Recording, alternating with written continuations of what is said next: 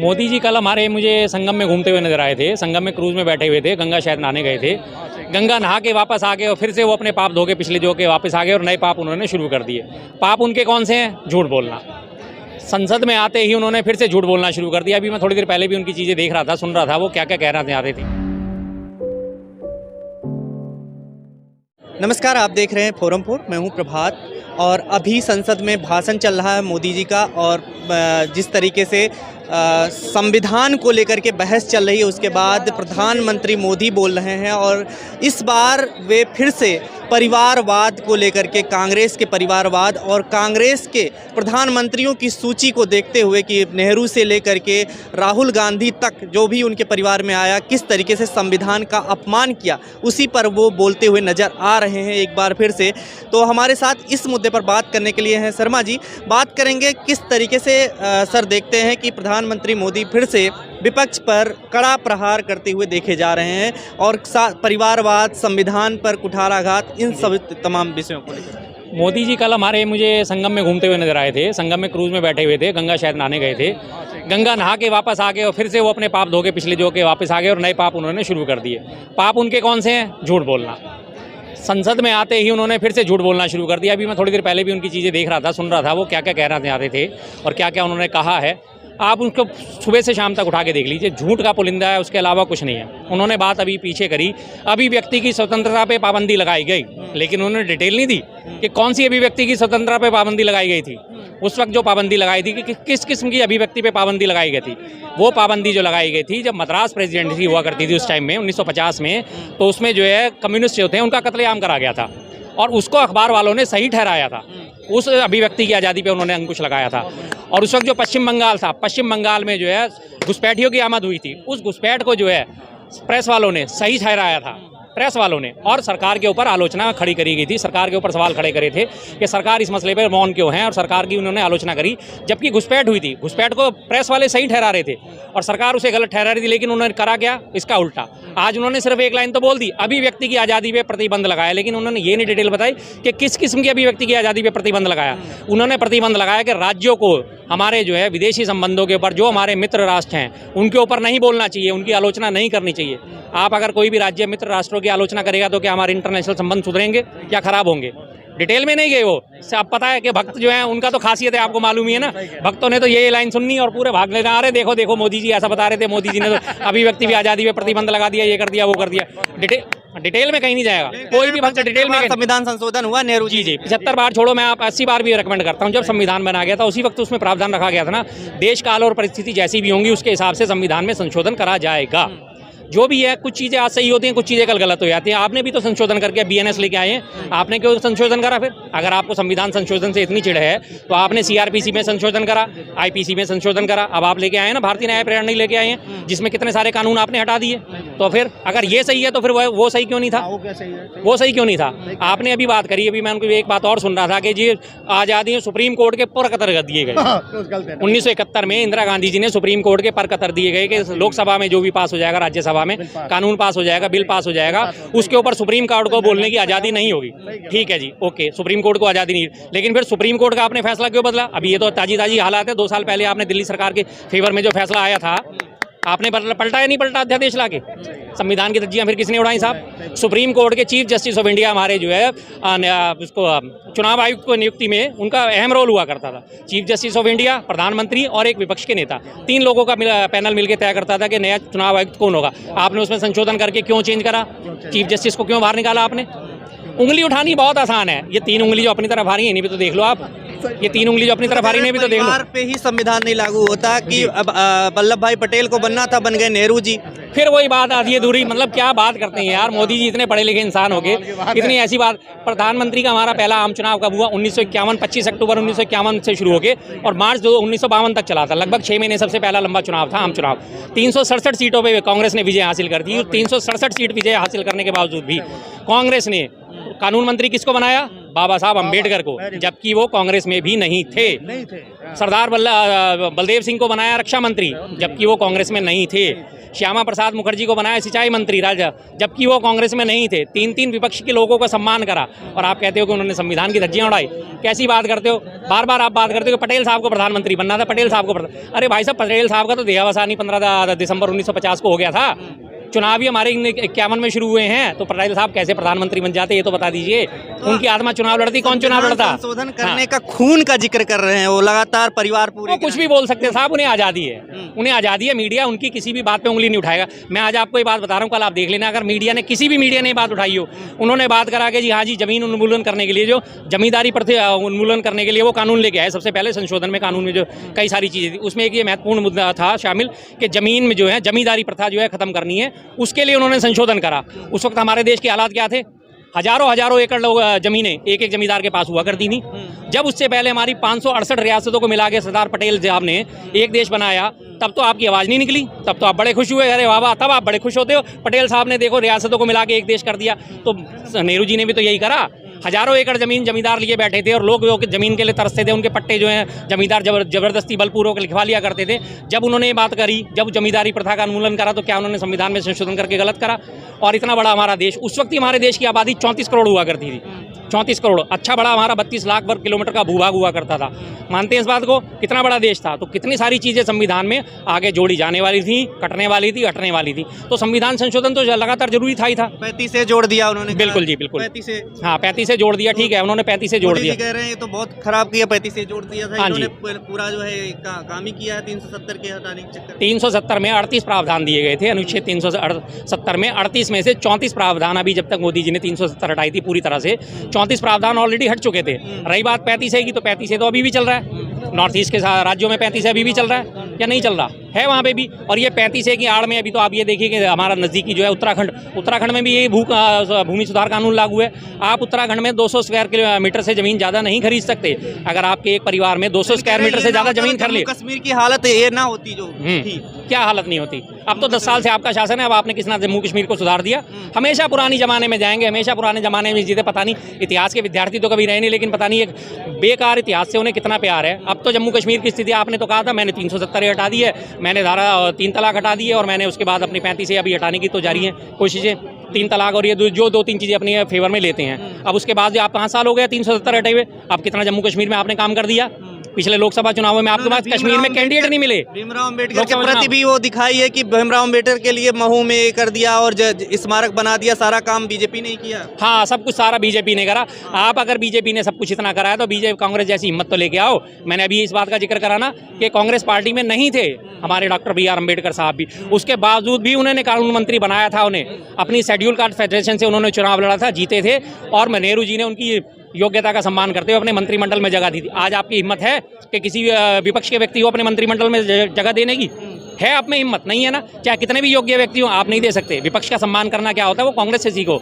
अटल बिहारी वाजपेयी जी थे, UN में delegation गया था ना, अटल बिहारी वाजपेयी जी विपक्ष में थे, लेकिन फिर भी राजीव गांधी जी ने उन्हें भेजा था, और 2 कारणों से भेजा था। उन्होंने साफ कहा था, एक तो आपकी विदेश नीति पे पकड़ अच्छी है, आप अच्छे वक्ता हैं, भारत का पक्ष आप बहुत मजबूती से रख पाएंगे, इसलिए मैं आपको भेज रहा हूँ। प्लस उसके पीछे एक और छिपी हुई चीज़ थी, अटल बिहारी वाजपेयी जी बीमारी से ग्रसित थे, उनका इलाज कराने के लिए उन्हें अमेरिका भेजा था। क्या आप में इतनी सहृदयता है? भेज सकेंगे आप किसी विपक्षी को? नहीं भेज पाएंगे ना। आप तो ये चाहेंगे अगर ये बीमार है तो बढ़िया है, तो यही पड़ा सड़ता है, मर जाए तो बहुत अच्छी बात है, एक विपक्षी तो कम होगा। आपकी तो मेंटेलिटी ये काम करती है। प्रधानमंत्री जी कह रहे हैं कि मंडल कमीशन को बहुत सालों तक लटकाए रखा, उसके बाद OBC का अगर पहले ही लागू कर दिया होता। अब तो धर्म के आधार पर आरक्षण लागू करना चाहती है कांग्रेस, इसलिए ऐसा कर रही है। धर्म के आधार पर आरक्षण लागू करना चाहती है। आंध्र प्रदेश का जिक्र क्यों नहीं करते? 4% आंध्र प्रदेश में नायडू साहब ने बोला कि मुसलमानों को आरक्षण देंगे, क्यों नहीं बोलेंगे? सहयोगी पार्टी है ना, नहीं बोलेंगे। उनकी बैसाखी के सहारे तो सरकार टिकी पड़ी है, उसको भूल जाते हैं। अच्छा मेरा, बुरा सब विपक्ष का। मंडल कमीशन की बात करी, मंडल कमीशन की रिपोर्ट लागू हो गई, तब आप मंडल कमीशन की रिपोर्ट लागू करवाने में आपके ABVP और BJP वालों ने कितने प्रदर्शन करे थे, आपको पता है? जो इनकी तमाम जो छात्रिका आई थी, कितने प्रदर्शन करे थे, कितने छात्रों ने अपनी जान दी थी उस टाइम में मंडल कमीशन का विरोध। और सबसे आगे ABVP हुआ करती थी, सबसे आगे ABVP जो स्टूडेंट्स जो थे, ABVP के स्टूडेंट्स, और BJP के भारतीय जनता युवा मोर्चा के कार्यकर्ता हुए करते थे उसको विरोध करने में, लेकिन उसके बावजूद भी वो लागू हुआ ना। बताइए, उस वक्त सरकार किसके सहारे चल रही थी? VP सिंह साहब की सरकार थी जब ये मंडल कमीशन लागू हुआ था। सरकार किसकी थी? वीपी सिंह साहब की किसके सहारे चल रही थी? बीजेपी के सहारे। 72 सांसद 78 सांसद बीजेपी के थे जिन्होंने समर्थन दे रखा था वीपी सिंह सरकार को। तो फिर राहुल गांधी पे कह रहे हैं कि एक अहंकारी व्यक्ति ने कैबिनेट के फैसले को फाड़ दिया था संसद के सामने। हाँ जी, बिल्कुल फाड़ दिया था। अगर वो गलत था तो उसमें कोई ऐसी बात नहीं थी। अपनी पार्टी के संविधान को, हाँ, अगर गलत होगा तो क्या बुराई है? यही तो लोकतंत्र होता है। अगर अपनी पार्टी भी गलत कर रही है और उसके गलत के खिलाफ आवाज उठाई जाए, इसी को तो लोकतंत्र कहते हैं, इसी को तो निडरता कहते हैं, इसी के लिए तो जनता की आवाज उठाना कहते हैं। और आपको याद है जो अध्यादेश उन्होंने फाड़ा था, उसी अध्यादेश के सबसे पहले शिकार कौन हुए? राहुल गांधी जी। जिसमें ये प्रावधान था कि 2 साल तक के लिए अगर किसी को सजा हो जाती है तो उसे अयोग्य ठहरा दिया जाएगा। यही था ना विधेयक वो जिसको उन्होंने फाड़ा था कि ऐसा नहीं होना चाहिए, इसमें किसी भी किस्म की वो हो जाएगी। लेकिन बाद में वो लागू हुआ तो इसके सबसे पहले शिकार भी राहुल गांधी हुए। प्रधानमंत्री जी कुल मिला जुला के ये कहना चाह रहे हैं कांग्रेस ने पूरा जो है संविधान पर हमला किया है और भारत मदर ऑफ डेमोक्रेसी है, हम संविधान का पालन कर रहे हैं। कैसे देखते हैं? संविधान का पालन कर रहे हो तो 1991 वार्षिक एक्ट जो अभी चल रहा है, आज पूरे देश में जो आग लगी पड़ी है, मंदिरों मस्जिदों के नीचे मंदिर ढूंढे जा रहे हैं, उसको रोकने के लिए 1991 वार्षिक एक्ट लाए थे ना। आप उसका सम्मान क्यों नहीं करते? फिर अगर आप संविधान का सम्मान करते हो, वो 1991 का वार्षिक एक्ट भी तो संविधान में है या नहीं है? है ना, वो एक शामिल है ना। तो फिर क्यों नहीं आप उसका सम्मान करते? क्यों नहीं आपने सुप्रीम कोर्ट के फैसले का सम्मान करा जब सुप्रीम कोर्ट ने सारी शक्तियां जो है दिल्ली सरकार को दी थी, चुनी हुई सरकार को दी थी? आपने इमीडिएट अध्यादेश लाके उसे पलट के और सारी शक्तियां एलजी को ट्रांसफर कर दी। क्यों नहीं आप सम्मान करते उसका? क्यों नहीं सम्मान करते साहब, बताइए। लेकिन राहुल गांधी जिस एक्ट है आप ही के जमाने में आया, आप ही के जमाने में आया पॉक्सो एक्ट लगा। जिसके ऊपर पॉक्सो एक्ट लग जाता है उसकी गिरफ्तारी अवश्यम भावी है। ब्रजभूषण शरण सिंह जो है उसके ऊपर पॉक्सो एक्ट लगा, क्या आपने उसको गिरफ्तार करा? आपने उसे अपने बगल में बिठाए रखा, आपने पूरा अपना वरदस्त उसके ऊपर रखा। संविधान का अपमान किसने करा? आपने करा, हमने करा। आपके शाहनवाज हुसैन है, कभी बीजेपी के प्रवक्ता हुआ करते थे, उनके ऊपर भी पॉक्सो एक्ट लगा हुआ है, वो भी जमानत पे बाहर चल रहे हैं, उनकी भी अभी सुनवाई चल रही है। कि आपने उनको सपोर्ट क्यों दे रखी है? फिर संविधान का अपमान आप कर रहे हो, हम कर रहे हैं, बताइए। कह रहे मीडिया पे सेंसरशिप और पत्रकारों पर सेंसरशिप के साथ सुप्रीम कोर्ट को दबाव, ये सारी चीज़ें कांग्रेस के राज में हुई हैं। हाँ जी, सुप्रीम कोर्ट पे इतना दबाव हुआ है कांग्रेस के राज में। अभी मैं सुप्रीम कोर्ट की बात कर रहा हूँ ना, कि सुप्रीम कोर्ट में जो है जज को, चीफ जस्टिस ऑफ इंडिया को चुनने के लिए कांग्रेस, एक प्रधानमंत्री, नेता विपक्ष और सुप्रीम कोर्ट के जज ये हुआ करते थे। अब आपने सुप्रीम कोर्ट का इतना सम्मान करा कि उनके जज को इस पैनल से बाहर निकाल दिया। कितना बढ़िया सम्मान करा ना। ये काम क्या कांग्रेस ने करा? ये काम अभी ताज़ा बीजेपी के राज में ही हुआ है ना।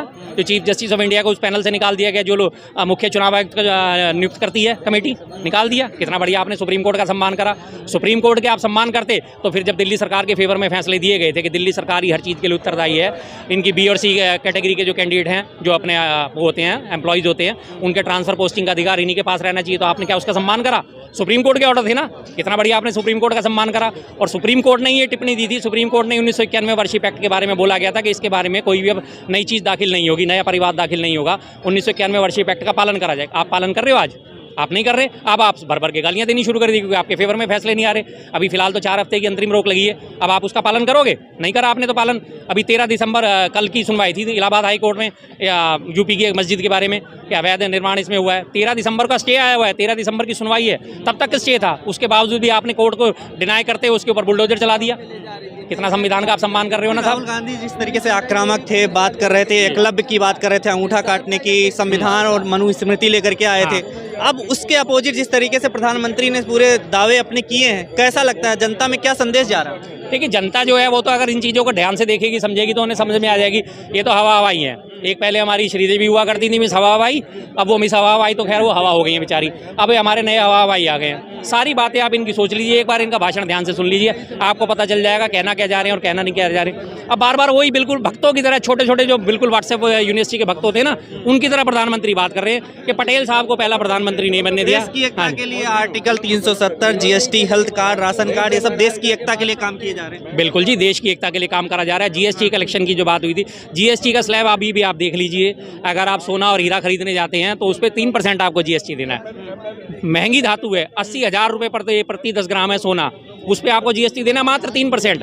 आपने हवाई जहाज खरीदना, बोइंग खरीदना, आपने जीएसटी देना मात्र 3%। लेकिन अभी अगर आपने कॉपी किताबें खरीदने जानी तो आपको जीएसटी देना पड़ेगा 5%। कपड़ों खरीदने जाने, आपने रेडीमेड कपड़े खरीदने जाने तो उसमें 5% से 12% तक आपको जीएसटी देना पड़ेगा। तो क्या है जीएसटी के स्लैब उचित है?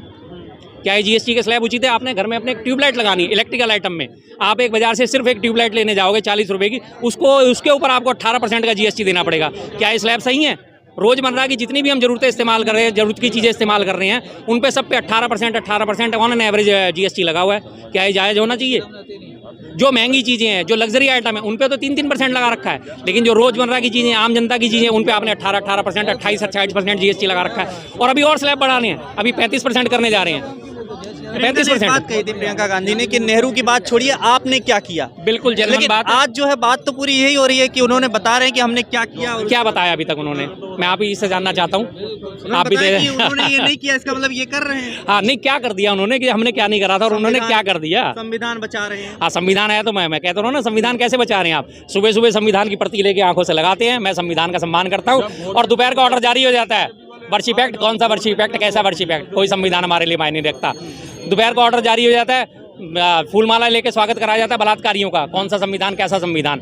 20-20 साल की सजा पाए हुए थे गुजरात के अभियुक्त, जिन्होंने बिल्किस बानो की बेटी का हत्या करी और उनका वो बलात्कार करा बिल्किस बानो का। उसके बाद गुजरात हाई कोर्ट ने जब उन्हें छोड़ दिया था, मोदी जी के मुंह से एक भी आवाज़ निकली कि यहाँ संविधान का अपमान हुआ है, इनको नहीं छोड़ा जाना चाहिए था। बस हवाबाजी है, संविधान को माथे से लगा लिया। पहले देश में अब जो है इमरजेंसी जैसी हालत नहीं है, ऐसा बता रहे हो। बिल्कुल जी, इमरजेंसी लगी थी, अच्छी बात है, लेकिन इमरजेंसी के हालातों पे आप कभी गौर करेंगे। विपक्ष उस वक्त ने क्या कर रखा था, बैलेट से नहीं तो बुलेट से जीतेंगे, लेकिन जीतेंगे। उस वक्त पूरे विपक्ष का एक ही नारा हुआ करता था, बैलेट से नहीं तो बुलेट से जीतेंगे। पूरे देश में गंदगी मची हुई थी। अगर उस वक्त इमरजेंसी ना लगी होती तो देश गृह युद्ध में चला जाता। हम कहते हैं इमरजेंसी गलत थी, कुछ चीज़ें उसकी गलत थी, लेकिन जो भी हुआ वो ठीक हुआ। उस वक्त के हालातों के हिसाब से यही था। आज के जो हालात हैं, क्या आज सच में सही है सब कुछ? अगर सब कुछ सही होता तो आज इतनी आलोचना क्यों सहन करनी पड़ती मोदी जी को, क्यों आलोचनाएं सहन करनी पड़ती। किसानों को लेकर के आज जिस तरीके से हुआ, किसानों की बात करी जाए, अब हमारे धनखड़ साहब ने बड़े खुश होकर कहा है, मैं किसान का बेटा हूं और लोगों को ये पसंद नहीं आ रहा। तो भाई ये जो बॉर्डर पे बैठे थे, ये भी तो सब किसान के बेटे थे।